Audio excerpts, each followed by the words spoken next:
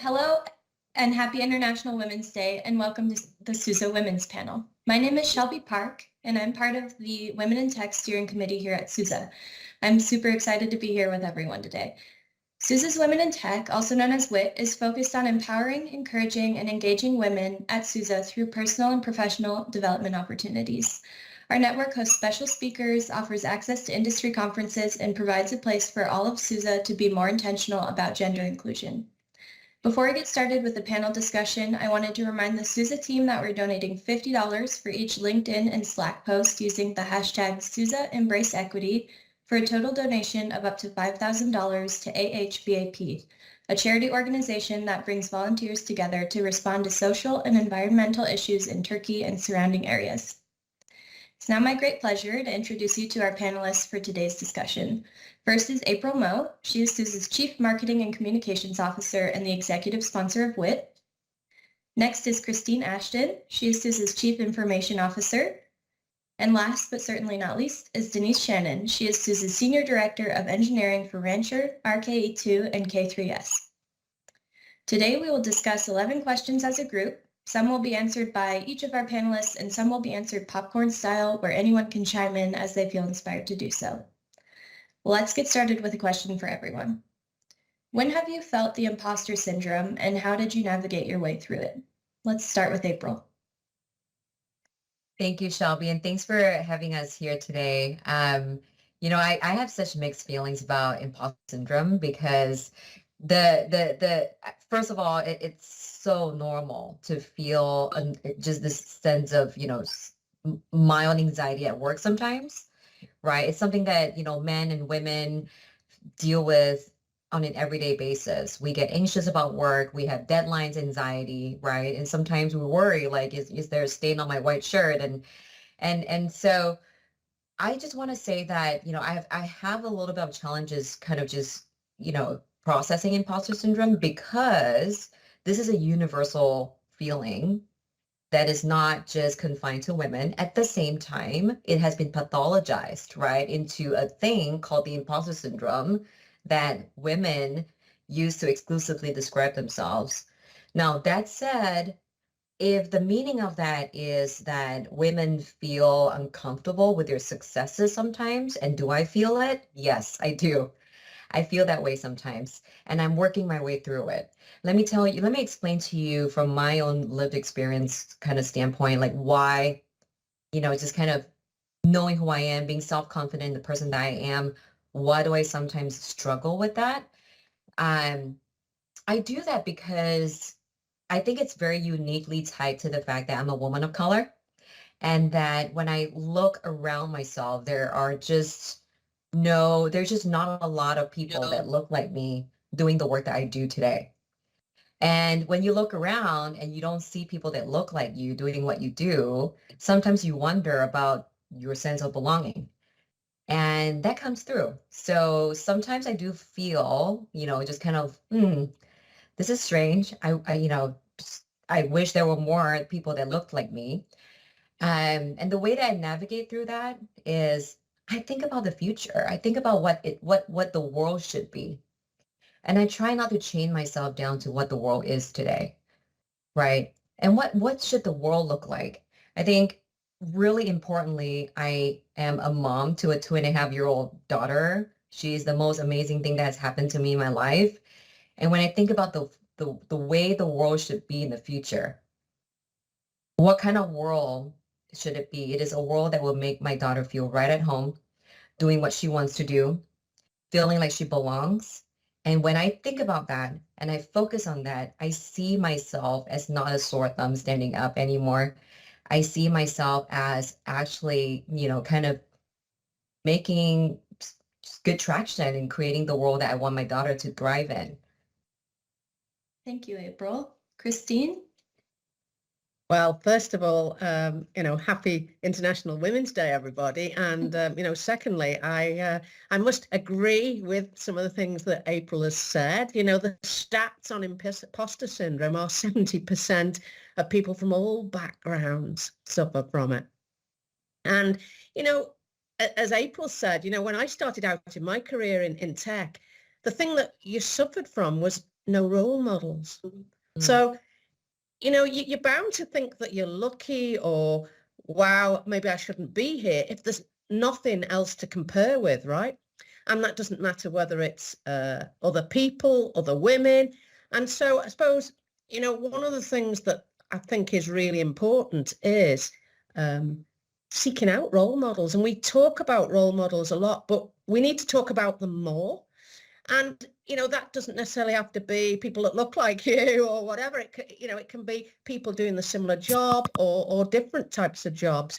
And in my first career was chemistry, right? So I've always had this analytical, logical sort of ability to work things out. And that's often what I fall back on.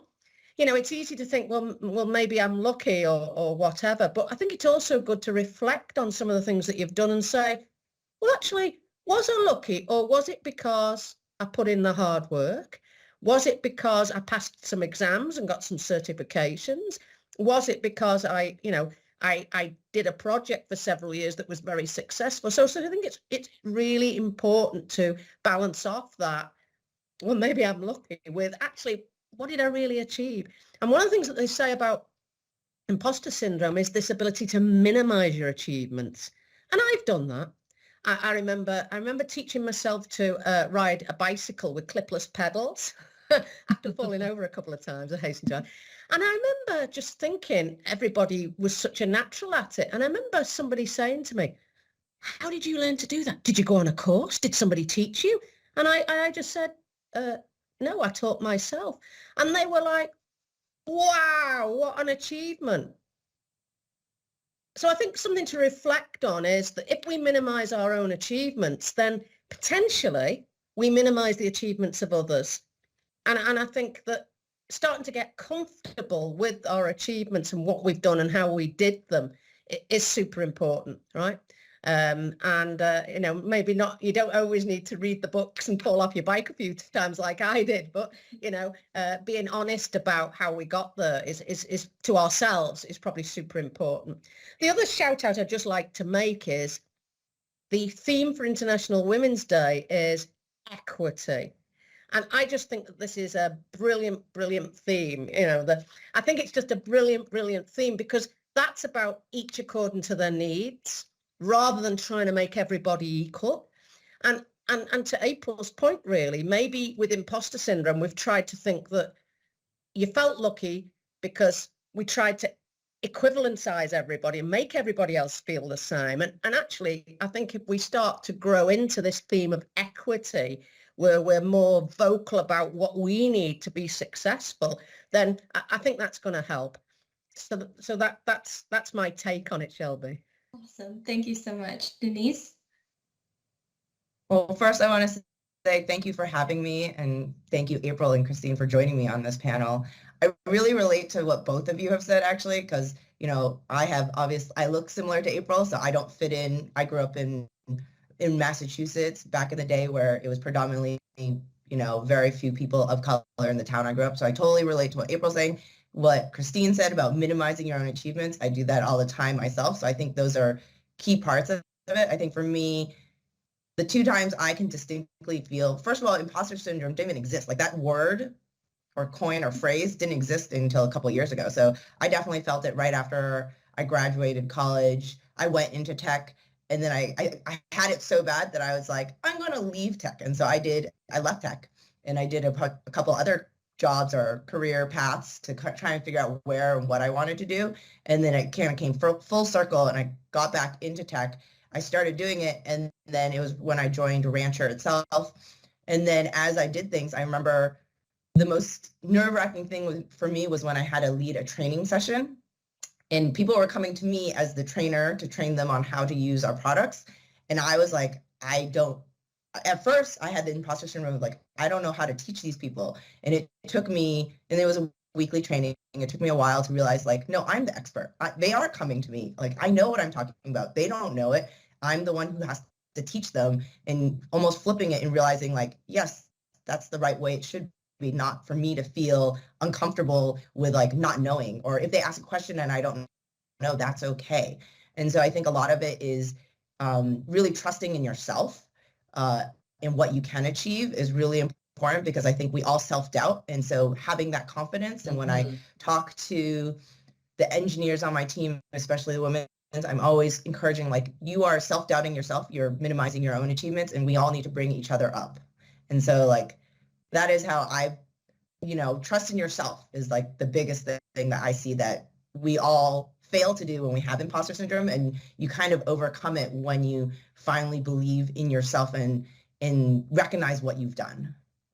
Can we for a moment just kind of also, kind of think about the word syndrome, which I think I have really big complex feelings about the term, imposter syndrome, because you don't use the word syndrome unless it's an illness, right? Or a deficit, or, something scary.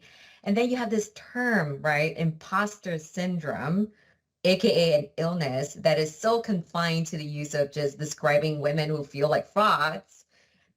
Maybe there's a different word for that. I don't have the word, but maybe there's a different way to, or maybe we should just normalize the fact that every single person, you don't need to just be a woman, but every single person feels that sense of anxiety, fraudulence, even sometimes, and that perhaps that is just a part of our human experience, that we work through that. Yeah, I agree, April. And, when I saw this in the questions, I was like almost outraged, and I agree with you. And also the word syndrome, it suggests there's a trigger, and I think you're right.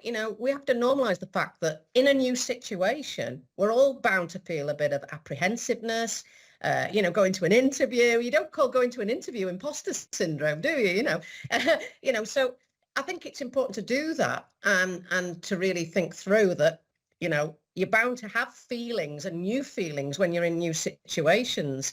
So true. And just fall back on your own skills and techniques for working things out when you're in those situations. Because I think what we all know is they tend to work out every time, don't they? Sussing things out. Oh, what's most important here? What's my strategy? We've kind of got all those skills to work these things out, right? Yeah. I think it's just a fancy term for insecurity. That's what I think it is, right? Yeah. Which is also a universal feeling. Yeah, everyone has it.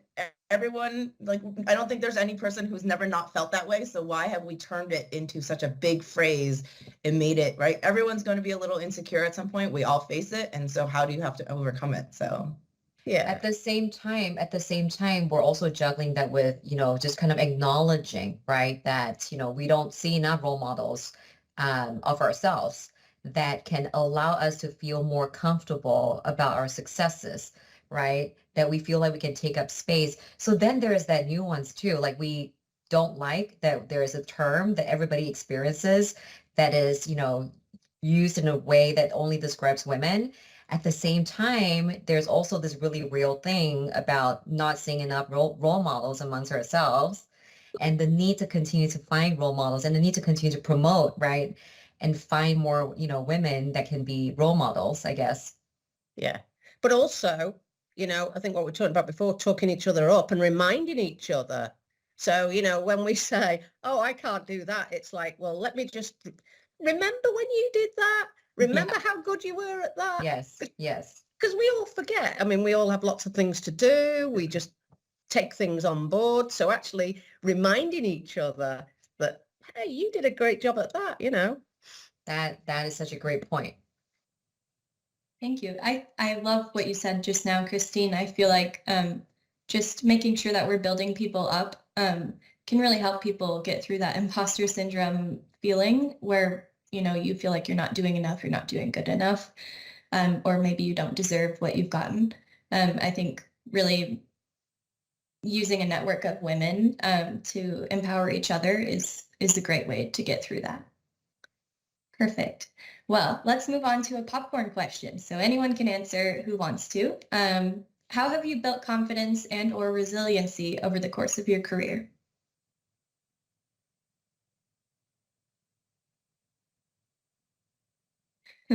Anyone can jump in. We're deep in reflection. Well,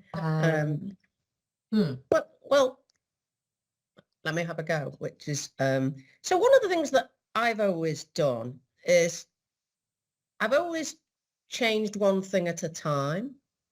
So remember I said, you know, my original career, I was a chemist, and pretty good chemist, actually. Made great gravy and all sorts. No, just kidding. But, you know, one of the things I did was I thought, well, initially I was in utilities, and I thought, well, this is very interesting, but I'd like to do more, and I'd like to do something more interesting and something more digital. So one of the things that I did was I just changed and thought about, well, what would it be like to work in telecoms? Because that was like a network business like water. So one of the things that I've done to build resilience and also build my skills is thought about which dimension of my career was I changing at any one time. Was I changing the industry I was in? Was I changing my own capabilities? Or was I actually building a gap for myself between where I was and where I wanted to be? And I always used to think about this because, you know, none of us want to fail, and none of us want to make career moves that potentially send you backwards or undermine your own self-confidence. So I think that's certainly something that I've done, and I'd like to think that it worked. I think the other thing that I've always done is made sure that I did get certifications. You know, training is important, but I think also, given what we've just said about role models and feeling confident, I think having some formal certifications and qualifications behind you is always pretty good. I think the third thing I'd say is that I was always very clear about how much I would get involved at home. And that doesn't mean like I never hoovered the house, but I was always clear what I was prepared to do at home and what I was prepared to perhaps pay other people to do. And you can't always do that, but sometimes you do have to cut yourself a bit of slack and say, well, actually, I do like doing X, Y, Z. I do like doing the gardening or whatever, but maybe I'm just going to get somebody in to do some of the hard bits, and I'm going to focus on doing some other bits, for example. So there's some things from me. Thank you, Christine. Anyone else have any thoughts on that one? Shelby, I have a new mantra, and you're gonna hear me, you know, say this a lot, and that's because, you know, just truly having a daughter in my life has been so life-changing, right? So the question I ask myself a lot, Shelby, as a mom and someone who is, you know, building a career, is that I kind of think about it in the form of this metaphorical book or a love letter that I'm writing to my daughter. And that if she were to read it one day, and we'll sit down, we'll share our life stories with each other. I will share my life story with her because I would have lived a life by the time she's 12, for instance. What is that? What is that love letter going to sound like? And I think about that a lot. And I think about that in the form of, you know, is that story with, you know, coming with a theme of getting up and trying again? Is that story a theme of, you know, just grit and just, you know, governed by curiosity, you know? So a lot of these things I think about in terms of that love letter that I'm writing to her, and what are the themes that I want to pass on to her. And I'm very motivated by that. The person that I am, the leader that I am, just, you know, all of that condensed into a singular love letter. What would it be for her? And I want the word resilience to be in there, right? I want examples of that for her. And when you think about that further, it's not even just for her, but it's just every time I think about, you know, her generation and the people after me, it gives me such a sense of hope and optimism, because this is how the world will get changed. Every generation gets closer and closer to solving the problems that we didn't get to solve, right? Yeah. Thank you. Yeah. Well, I think I love that. I just want to say that. I love that for your daughter. Thank you. I was just going to say, though, we should encourage people to write a love letter to themselves, right? Mm-hmm. And, you know, imagine writing a love letter to yourself and the things that you admire about yourself. And, you know, that is perhaps a pretty... Giving ourselves credit, right? And that just, you know, gratitude for everything that we've born. That's such a great point. Thank you so much. I really love those comments. Let's do another popcorn question for anyone. What advice do you have for women looking to start a career in technology? My advice is just try. Like, right, I think everyone, right? If you don't try, like no one's going to give you that opportunity. You need to put yourself out there, and what's the worst that's going to happen? It doesn't work out, you can go somewhere else, try something else. But if you never take that like leap forward of even trying it out, it's not going to happen. Mm-hmm. I would also say, though, be smart and look for some gaps, right? So, one of the things I did was I looked for the gap between technology and business. I looked for that gap where maybe some people felt uncomfortable in, and it actually gave me the opportunity to use my skills to influence business, influence technologists, and create my own little niche. And I think, don't be afraid of doing that. And one of the things I would say, with all of the technology advances on artificial intelligence and, automation, all the things that are now coming around the corner, there's so many opportunities to now think about where that niche could be. And I think to build on the point is try and just do a Venn diagram occasionally and just look at, so where are those intersections between some of those things, and where are the things that actually nobody else is quite playing there in my company, and that might open some thoughts and some opportunities, right?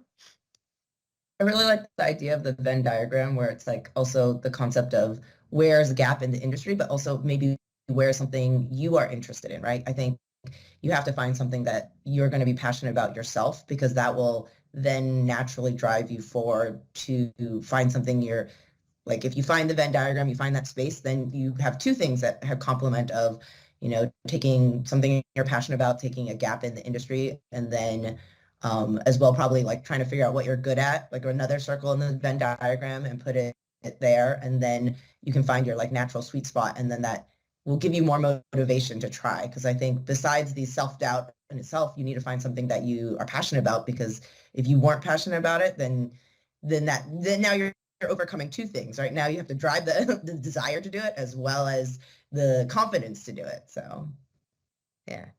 I'm smiling at the word Venn diagram because, I mean, this is a story for another day. I'll sit down with each of you ladies and tell you, but literally, I swear by Venn diagrams being so important in terms of making life choices.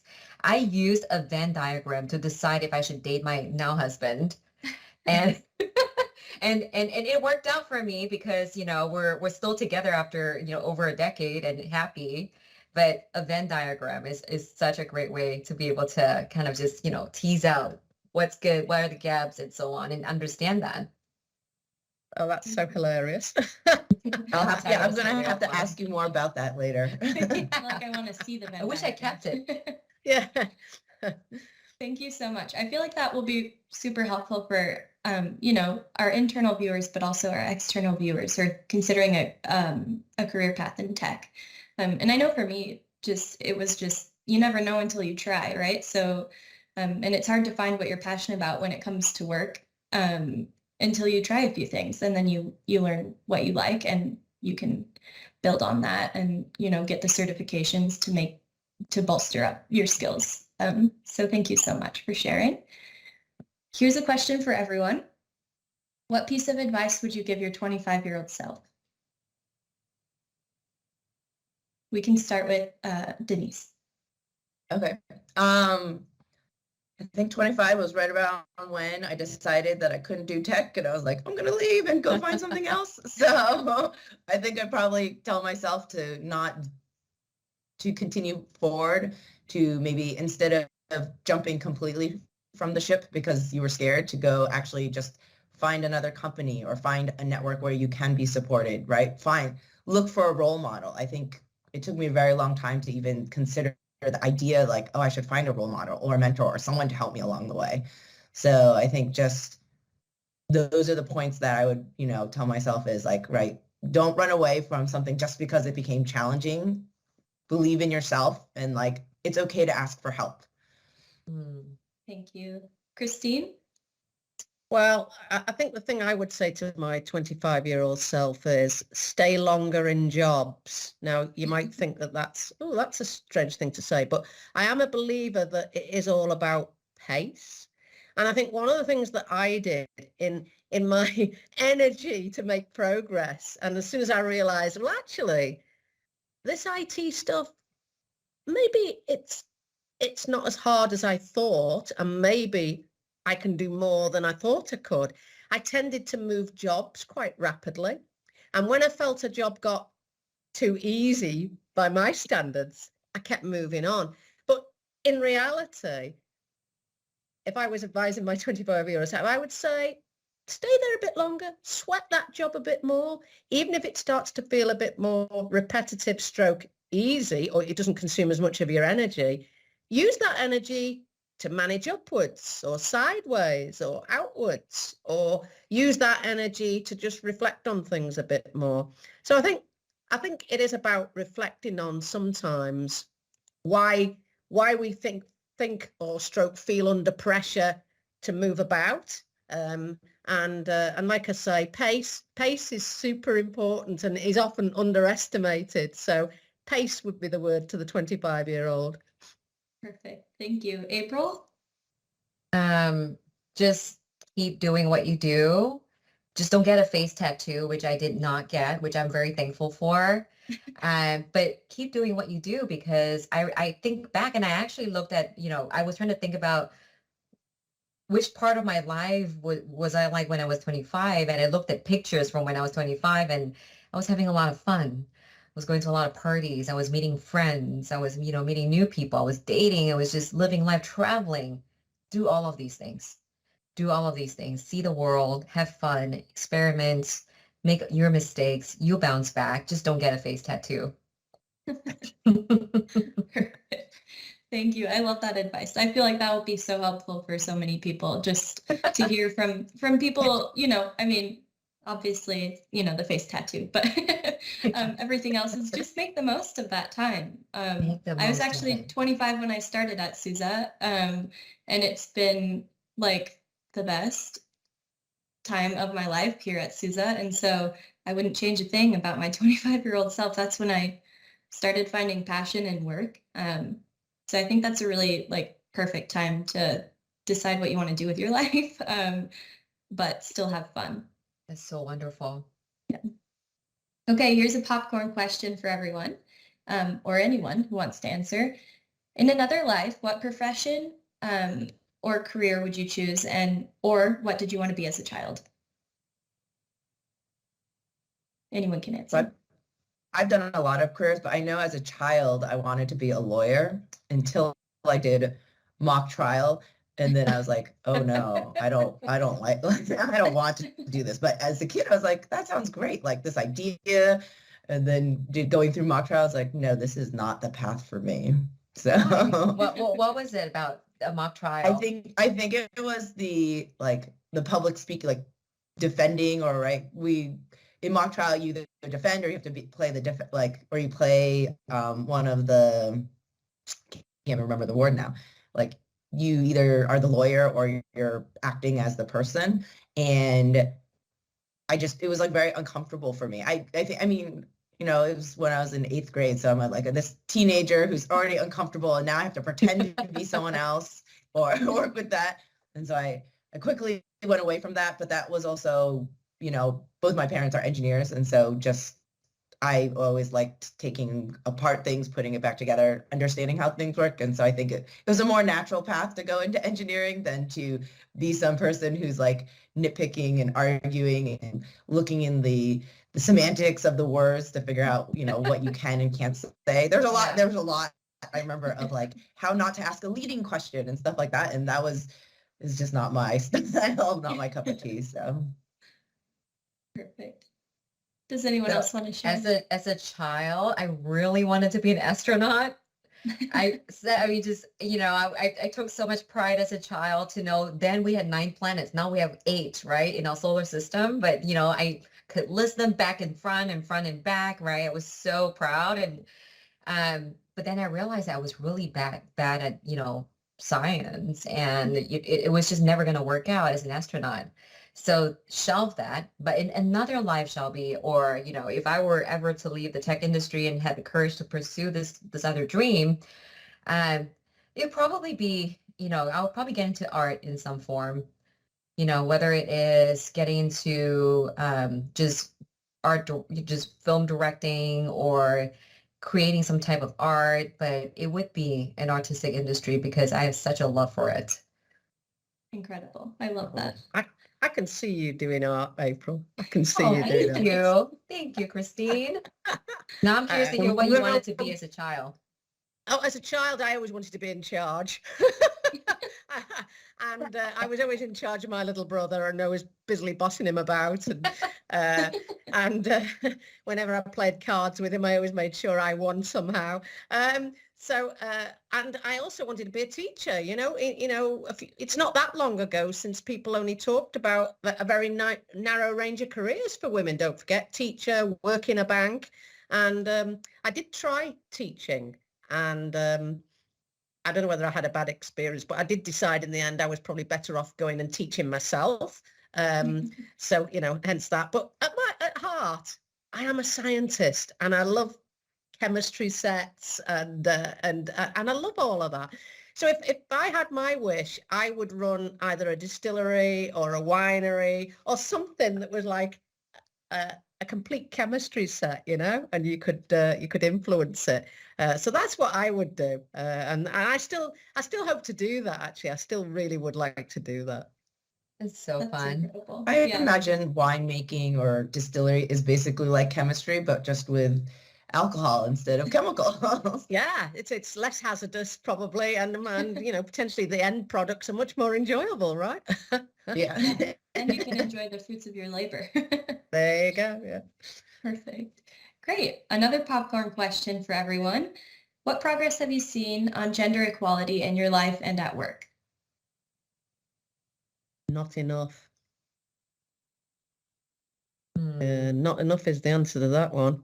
And that's why I do think that the Women's Day embrace equity is going to help us to create more inclusivity.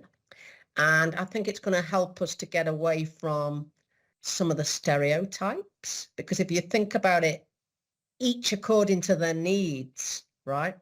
Rather than worrying about people of age and people of this and people of the other, then I think we're going to make progress faster. So I am 125% behind, you know, the equity, embrace equity campaign. I think one of the risks we have, though, is that, you know, society has changed fundamentally since COVID.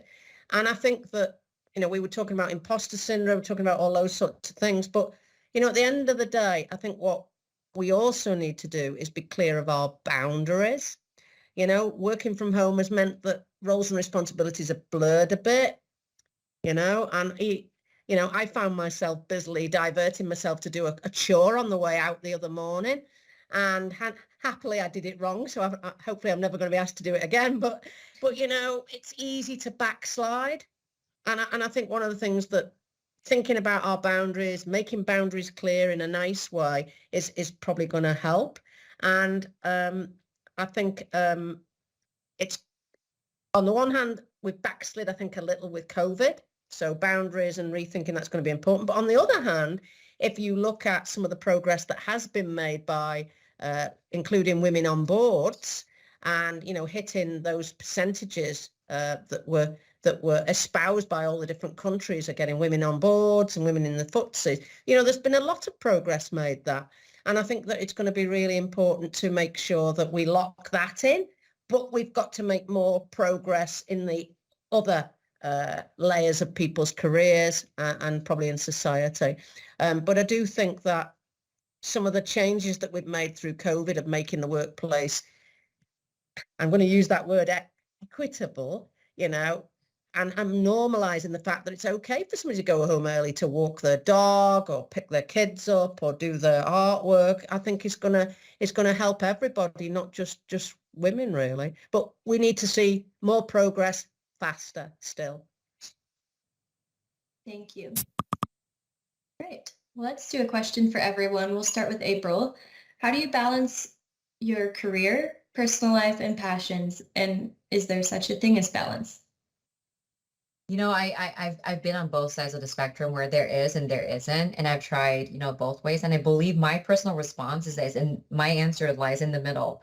So I've been on the side of trying to find balance to the point where I'm telling you, structuring my calendar, right? And then understanding the percentages of how my week would total up to, right? Like, is it 35% personal time? Is it how many percent work? Right? It is down to that level of science when I was trying to balance it. And I realized that was tiring because I was not going through, it was not a prioritized, the religion for me in that instance was balance and less of an allegiance to myself and my priorities, right? And that changes because we go through seasons of life where maybe my daughter needs me more now than she would need me in the next year. Maybe my husband and I need to work on things together now that would then, set the path for, the next few years. Things change, life changes, and life is dynamic. And we've all been taught such great lessons over the last 2 years with the pandemic that we cannot predict life. And so for me, I tried to define balance mathematically and it flopped really badly. I was burned out by myself, try doing that. And then I went the other way, which is just, let it be fluid, take care of whatever comes up first. And then I realized on the other side that whatever is urgent may not be important. I may get on calls all the time because, something is urgent, but for me to evaluate my own priorities in my life, is that really more important than maybe spending time with my daughter in the moment in time? It may not be, right? And so this question, I would say, I think we all need to find what is that scale for us. And we have to be okay with putting things in a box sometimes. And we have to be okay with laying things down and trusting that at the right time, we can pick things up again. So for a season of my life, I've had to deprioritize friendships because, I was just in over my head with being a new mom, with work, everything, right? And I set that down and let my friends know I am in over my head. I'm going to be gone for a few months, but I'll come back to you. And it is my great fortune that I have understanding friends who say, we're here for you. Just let us know when you're ready. And that to me was the closest to balance that I could find, which is putting something down or imagining putting that in a box into a treasure box and then putting that on a shelf. And then you're going to go pick that up again when you can. And, when life allows you to, it's not that you're throwing that away. I think that was very liberating for me. Thank you. Christine? Well, yeah, I agree with April, really. Life moves through phases. And, we have to just acknowledge that, sometimes you've got maybe, parents, children, whatever that need attention. Other times it's self-help for yourself. And I do think it is also about set some rules. I do have a few rules, like, every day I do try and do something for me.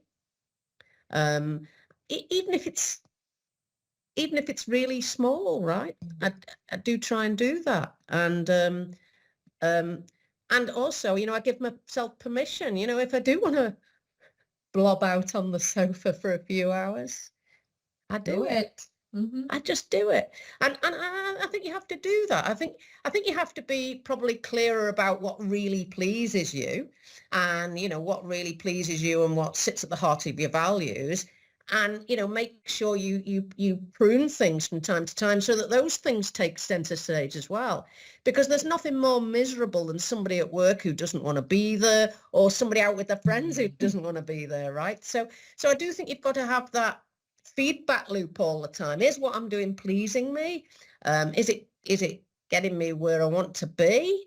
Or is it just making me feel good about myself? So I think you really got to do that. And check in with yourself. And April mentioned it.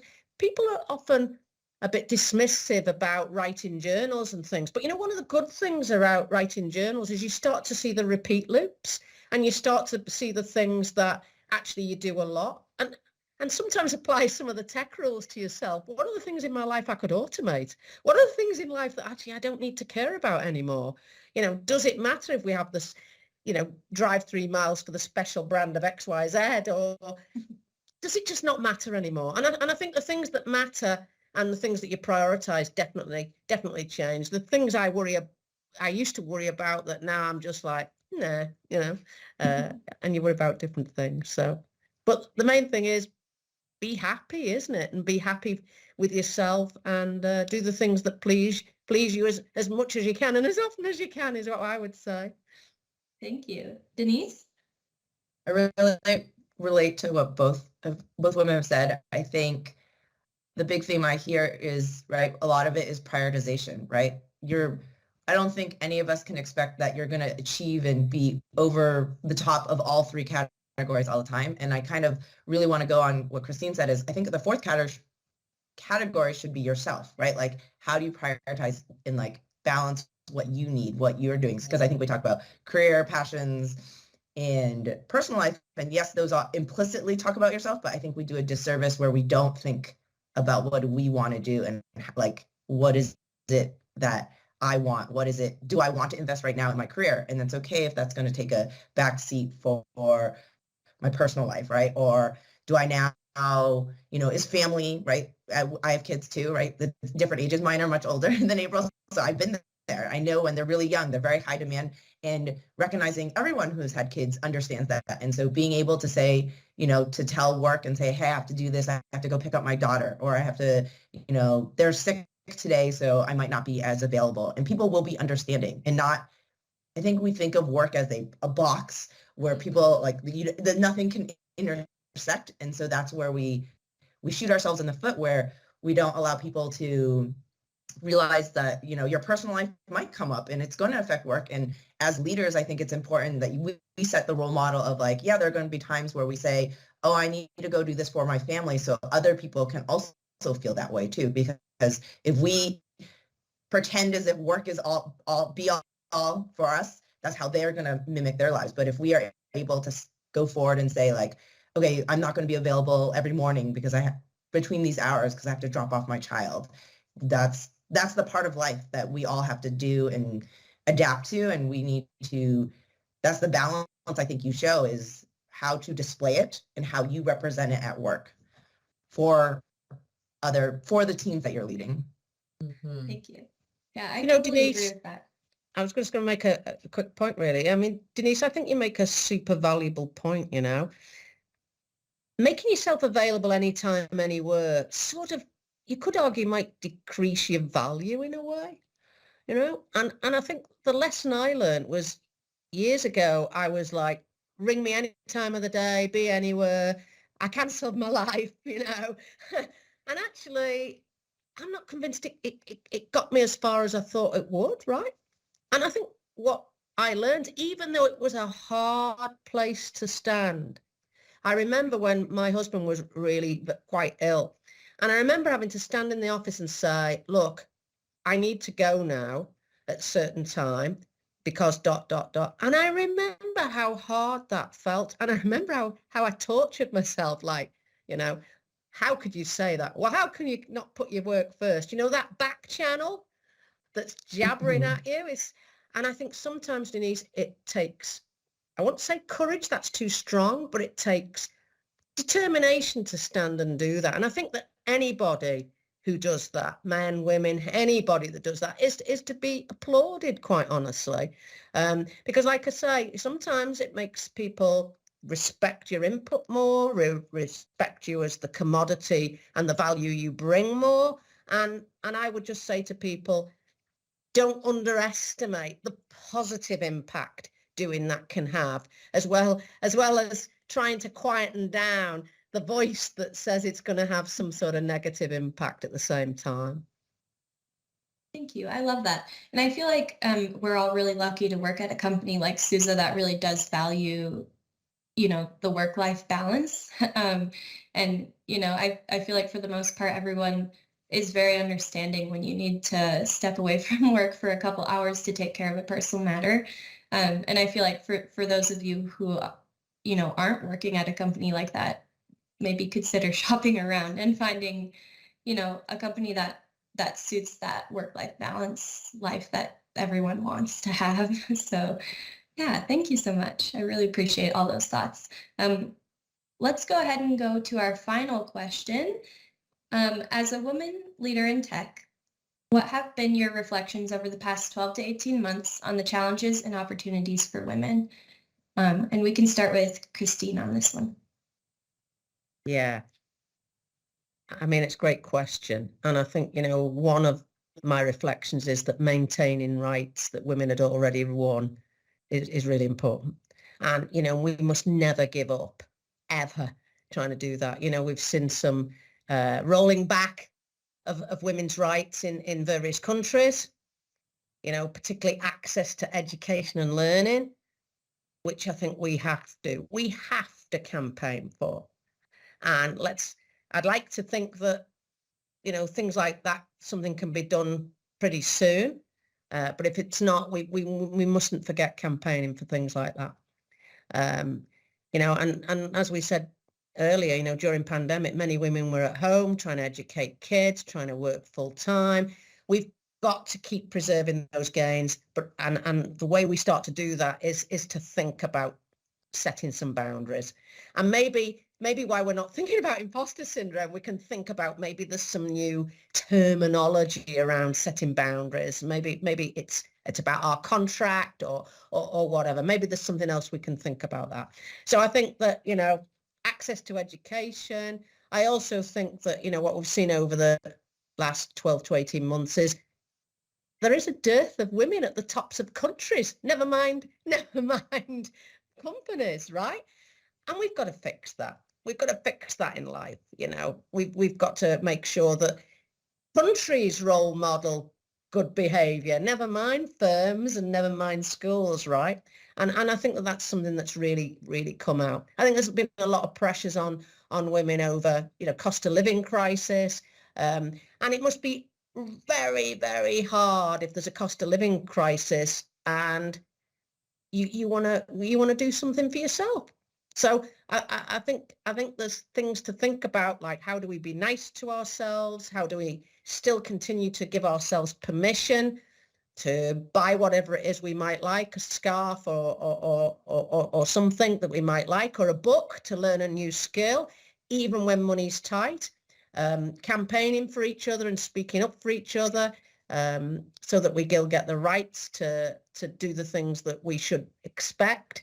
And, I think helping to make sure that the global picture on diversity continues to make progress.